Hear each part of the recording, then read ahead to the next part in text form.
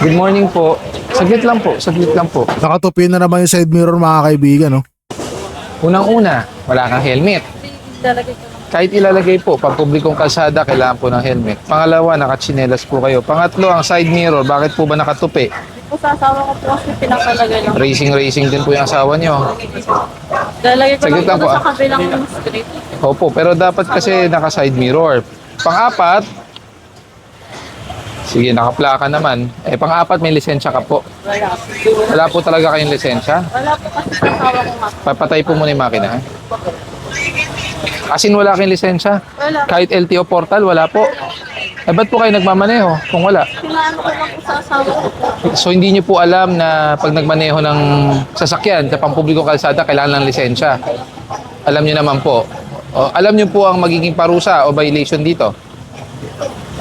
May impound po to, ha? Ito nga. Aguilar! Sige po.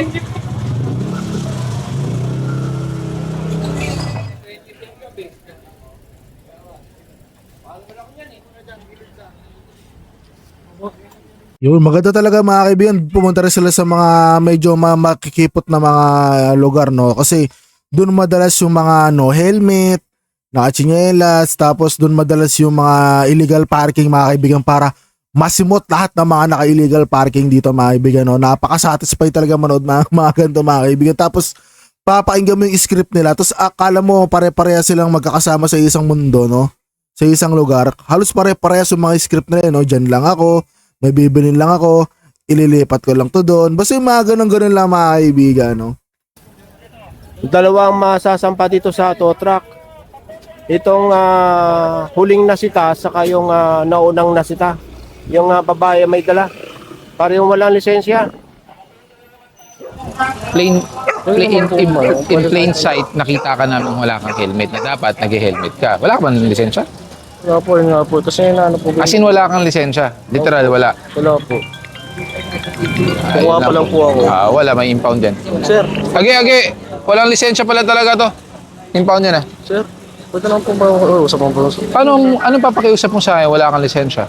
Nagmaneho ka sa pampublikong kalsada na wala kang lisensya. Pwede lang po magpaano? Kabayan lang po. Ma'am? Hindi naman po inasadya na ano. Hindi Hindi sinasadya. May ganun ba mga kaibigan, no? Once na humawa ka ng motorsiklo, sabihin mo, hindi mo sinasadyang wala kang helmet, wala kang lisensya. Imposible hindi mo to alam mga kaibigan. 2026 na mga kaibigan. Halos lahat may internet na. Halos lahat ginagawa